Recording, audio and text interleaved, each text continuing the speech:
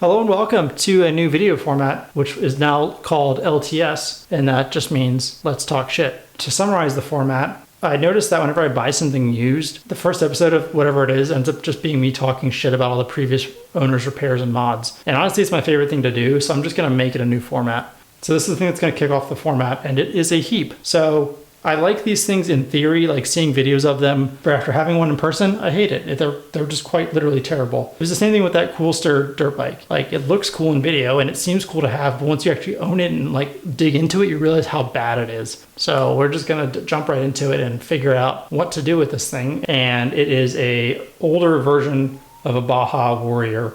Like the newer ones, they still have a fake tank, but the newer ones have a plastic tank that has like a little compartment in it to put your little snacks or whatever. This one does the metal tank, which isn't a real tank, and also the actual gas tank is gone. I've had this thing for 6 or 7 months at this point. It's just been sitting in storage. I didn't really want to do anything with it. Like, once the excitement of owning a new thing wore off, I kind of hated it. So I was thinking, since these were CT200s and MB200s, I don't even know. Like, there's a bunch of them that had 200 in the name. I figured we could put a real 200cc engine on it, which I have the blaster engine, and see if we can get my insurance to pay out.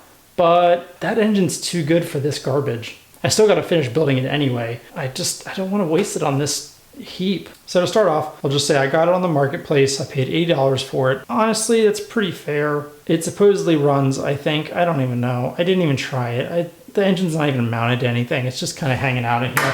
When I got it, it was still the dark green, the original dark green. Obviously, a kid owned it because they painted over the stickers with flat black. And then on top of the flat black, they painted some red, like on the edges of fenders. I don't know if it was supposed to look like dirt or what. And also, the undersides of these metal pieces are bright blue. I haven't decided on what to do with paint yet, but I did do like a dark blue and silver just on top of all the other garbage. And then I'm going to distress it back. I already started doing it, but I think I'm going to do it some more. And then I may add something else as well. I would like to trim the fenders because they're really ugly. Instead of just being a semicircle, they have like these little flourishes on each end where it like bends outward, and it just looks really bad. In any case, we'll dig into it real quick and just see what we're working with, and then kind of develop a game plan as we dissect it. I only noticed this after moving it from storage into here, but the previous owner gave me this bag of parts, but it has a hole in it, and I have no idea what has fallen out in the time I've owned it. This isn't my bag. I don't know how long the stuff's been in here or what has fallen out. So like, this is a Phillips screwdriver bit, so that's definitely not part of this. We have a clutch with the linkage jammed into it and a screw jammed into that. That's just in there forever, I guess. Nope, there it goes. Okay, there's a bit of play in that. It's probably trash. I don't know, everything's rusty. Rusty spacer, just junk. That's wired to the coil. I assume this would have to go to a ground for the kill switch. Brake cable, this is not even mounted. It's just hanging out here. This thing even have an air filter in it? Oh yeah, it does. It looks okay. If the engine's even good, then we'll just do the pod filter thing to delete all this garbage. Ow, that hurt. Got that patina dent.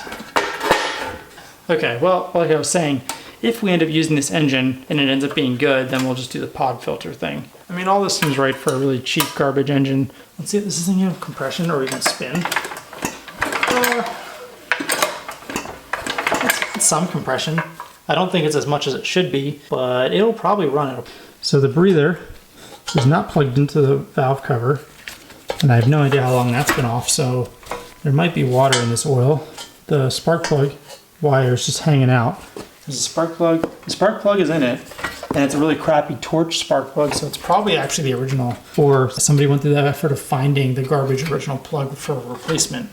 The fact that it still has the torch spark plug in it would tell me either the owner never replaced it or went through the effort of finding the same garbage spark plug to put it into it when it needed to be replaced. So either this thing is neglected or it didn't even run long enough to need a service interval. I think that one is more likely of an option. So the engine's not even mounted, as I mentioned. It is mounted with one bolt. So it should, I think is this bent? Or is it just like supposed to sit like, I don't know, what is this? Why is the throttle cable up here? That seems pretty seized. I don't know. So let's see if this chain's shot. I'm gonna say yes. It's got lateral flex. I don't even know what it's called, where like you can bend the chain side to side versus top and bottom. So that's not ideal. Does it have oil in it?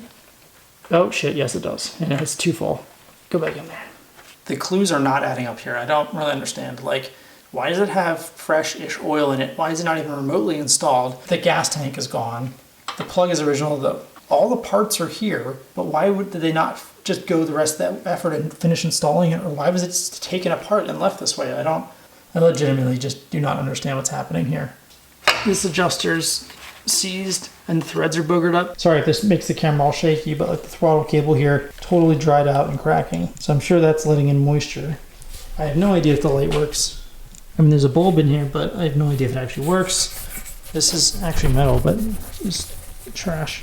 I'm gonna end up cutting the steering stop off. With the steering stop in place, you only get a little bit of steering input. So I'm gonna end up cutting that off, or at least trimming it. So maybe do like a 45 off of each corner. That way you get an extra, 1/8 of an inch. As far as I can tell, there's nothing actually broken. It's just disassembled. So why was it taken apart? I'm gonna pull this apart just to see like everything behind it, because this is kind of in the way. So I'm just gonna pop this off. And then just drop that on the floor. What the hell was that? This can also just go in the trash. Like, I don't ever intend to put this back on. This is what fell. Oh, it's broken. Oh, I see. So it was back here and it held the fuel line? I don't know, but it's not here anymore, so that's also fine. Fuel line can just go away. It's not even clamped on. There's rust in the inlet of the fuel. There's, what is this? String? Well, off on a good start. What the shit is this? I don't know how we can see that, but there was a stock spring, and then they put a second spring, I don't know, to try to make it return harder. I don't know where to start, because this is all bad. Let's pull this one off. Everything is loose. Muffler shroud is held on with 1 bolt, as is tradition. I can't even get this shit off of here. Should take bets on what this looks like. I'm gonna say rusty. There's pitting and discoloration, stuff like that, like the standard stuff, and actually scratch marks. So I guess someone's been in here before. What I'm gonna do is, if this engine runs, but just runs really poorly, I'm just gonna put it out of its misery and give it some nitromethane, get wide open throttle, and just let it go. And I'm not gonna buy another one of these engines. If the engine runs fine, we'll just leave it, I guess. This return spring isn't even attached to anything. Maybe that's why they wanted 2 return springs, because this one's not even attached to anything. But, oh yeah, everything just fall apart in my life. Oh, it was loosening and now it is tightening. That's disconcerting. Oh yes, the threads are messed up. You can infer what you want from that. It doesn't look great, and I think these translate to BPR 6ES. So if I have one of those, I'll put that in, but honestly, these threads feel like shit, so I wouldn't be surprised if it doesn't actually thread in again. It's this engine's lucky day. I have a new spark plug. Technically, this Torch one is a 7 heat range, and the one I'm putting in is a 6, which I think is hotter. But I also have 8s, like BPR 8 ESs, so I could go colder. I forget which direction the temp ranges go. I don't have a 7 though, so that's whatever. We're putting the 6 in. Oh, I didn't realize one of the valve cover bolts is gone. It's just, okay. Yep, tight and then loose, and then tight and then loose.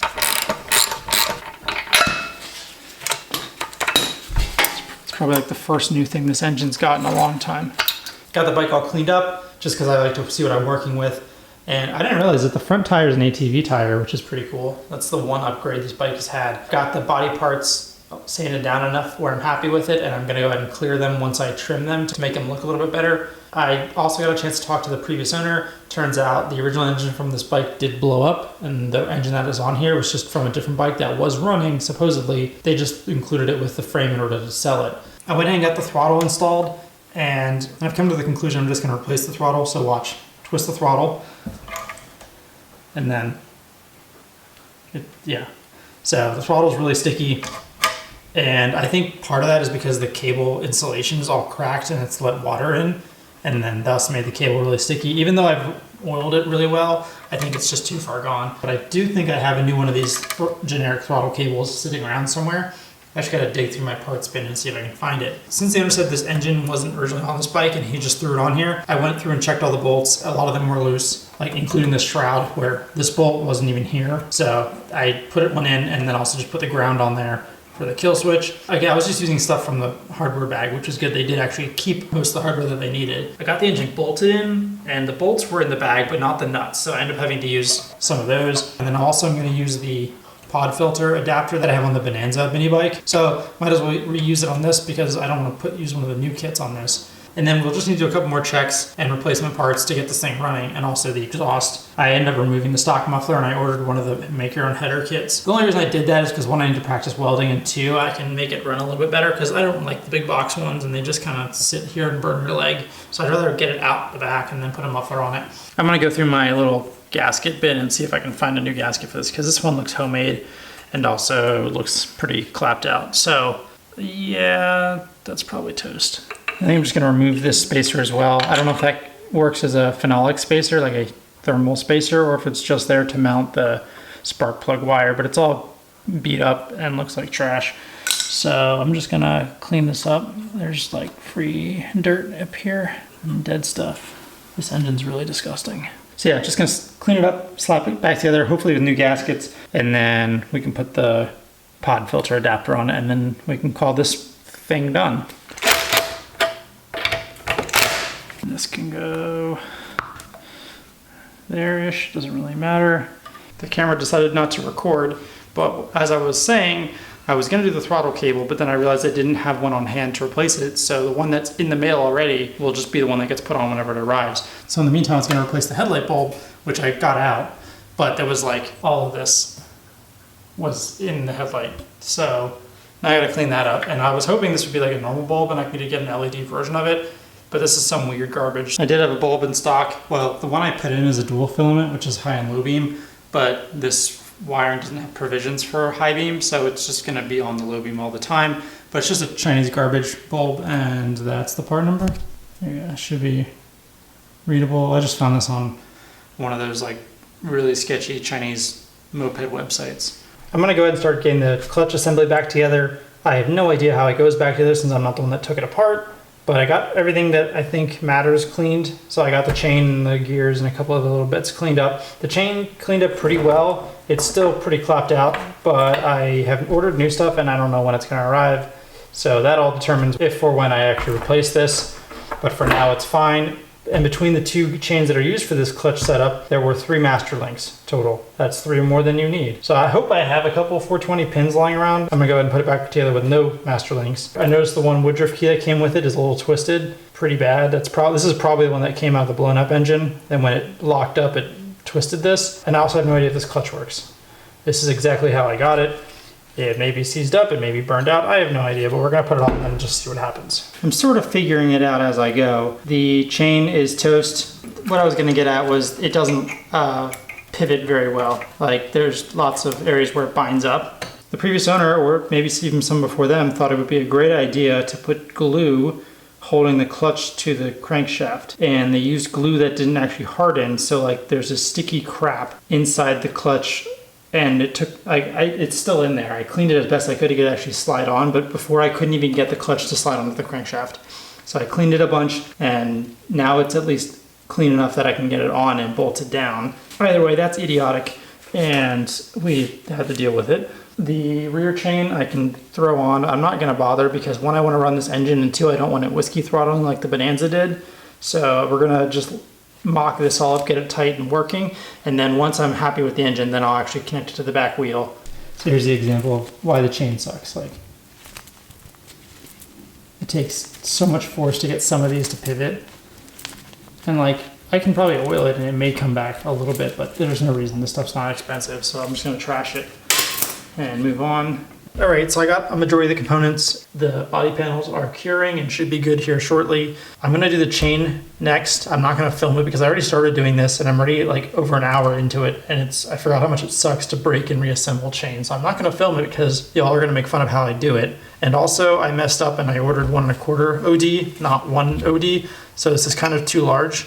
So I don't know what I'm gonna do about that right now. I do have a bunch of 1-inch stuff, but Probably not going to stick with this stuff, maybe just set it aside for another project. But in any case, got to do the chain nut right now, and then we'll move forward with the stuff that I will actually record. So the paint job's done. It's still technically curing, but it's already had like 2 days of cure time, so it's good enough to mount it in my opinion. It turned out okay. There's still some orange peel, but obviously it was a garbage rattle can paint job, so not a big deal. But as for the fenders, like, I think they turned out pretty well. And then I coated the undersides with just like rust inhibiting paint. And then obviously the same thing with the brackets that mount it. I didn't mention it, but I also ran the breather lines. That little blue filter is the breather, kind of short section of silicone hose up to like the bottom of the seat, and then mounted that little breather there. So it'll sit on top of the fender, so it won't get any mud or anything in it, but it could still get water in it, I guess technically, since it's kind of exposed. But even so, that's fine.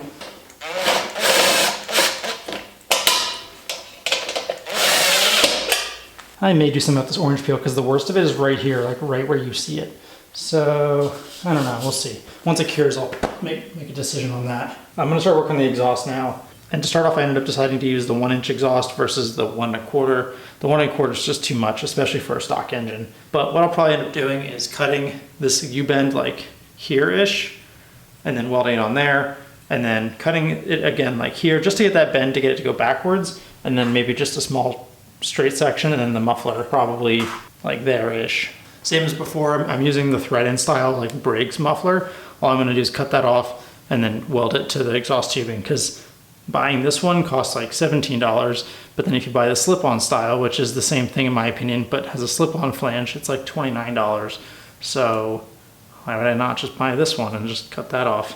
Anyways, gonna start cutting stuff up and then go from there.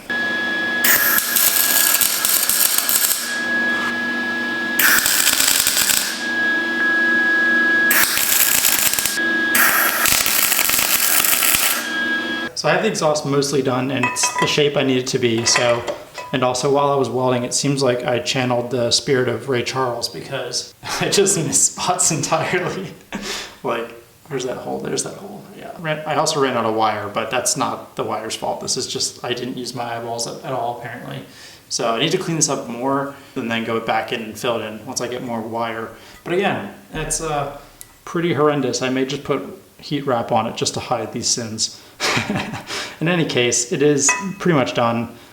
The front chain is on intentioned. It's really tight, but the chain will stretch as it gets used, which is good. So, because right now it's like kind of concerningly tight, but it'll be fine once it gets run a little bit. The gas tank is ready to be welded on. All I need to do now is, I can't really clamp it in place, so I need to put the fake gas tank on top, get everything lined up, and then just put a couple tacks on it, then take everything off and then fully weld it. And what I've done is, this bracket and tank were just as they were, and I used the 2 brackets from the original muffler cover and bent them and cut them in a way. And then the gas tank will be removable. Tire finally came in. It looks good. I didn't realize how worn the front one is until I saw a brand new one, but that one looks really good. So we'll get rid of the old junk one. So we're gonna swap it so it'll match. Hopefully I can get the beads seated without too much effort, but we'll just get at it and see how long it takes me to get frustrated. I also found this bracket holds the rear drum assembly to the frame to keep it from spinning. It's not supposed to be like a banana. It's supposed to be flat. So somebody whacked that against something pretty hard, but I'll go ahead and get it straightened out, and it'll probably bend again, but at least it won't be my problem at that point in time. So we'll get it flattened out, get it repainted, and then call it good enough. So this one here, the original one, is date coded for 2002, which sounds about right for date of this bike. And I really doubt this thing existed long enough to need another one by 2002. So I'm thinking the bike is a 2002. Also, you can kind of see it here. I just put a coat of paint on it just to protect it, but I got the 2 brackets mounted, and then the gas tank can get bolted to it, and then the fake gas tank can go over top. And actually, this now holds the throttle cable. See, look at that, we just tuck that up in there. Actually, the wheel really didn't fight me. The larger the wheel is, the easier just to mount it, so it probably only took me maybe 10 minutes to swap out the tire. So I have the new tire on, got everything cleaned up. I have way too much air pressure in it right now, obviously, because I need the bead to set. But for now, I'm gonna go ahead and throw it back on the frame. I got the little brake arm thing that I showed you that was all bananaed. I got that flattened back out, and I got the fuel line run up there. The actual fuel tank is now bolted in. I just need to put the fake tank over top. Okay, so we are pretty much done at this point. All I need to do now is install the exhaust with a new gasket, and then we're good to fire it up.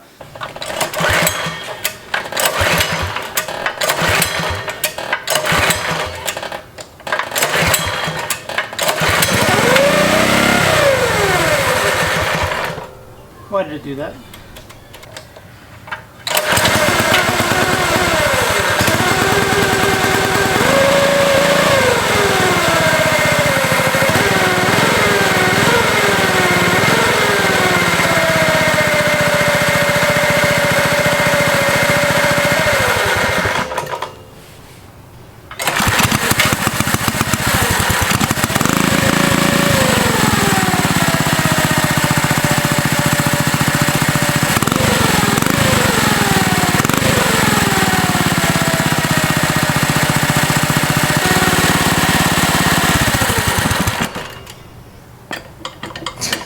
There was definitely weird things that I wasn't accounting for. So firstly, I'm pretty sure the clutch is bad, but I don't know if it's acting the way it is because the chain is too tight or what, but I'm hoping I can just like ignore it and the chain will stretch and then it'll fix the issue, but it was engaged constantly. The other reason it was probably engaged constantly is the governor isn't really doing anything. Like it starts off at like 2500 RPM and it just stays there. And there's no governing action going on. So I had to manually push it so that it would go to idle. Well, aside from my exhaust being loose, the other weird thing was the spark plug wire doesn't really stay on the plug. Like you can't see it right now, but if I push it all the way down, which it is right now, and let go, it pops back off, which I've never seen happen before. That's pretty stupid, but another weird thing I have to figure out. But in the meantime, right now the thing has too much oil in it, so I'm gonna go ahead and change it and we'll see what it looks like since it's had a chance to mix up what was in there. Brown and not clear. Both not ideal.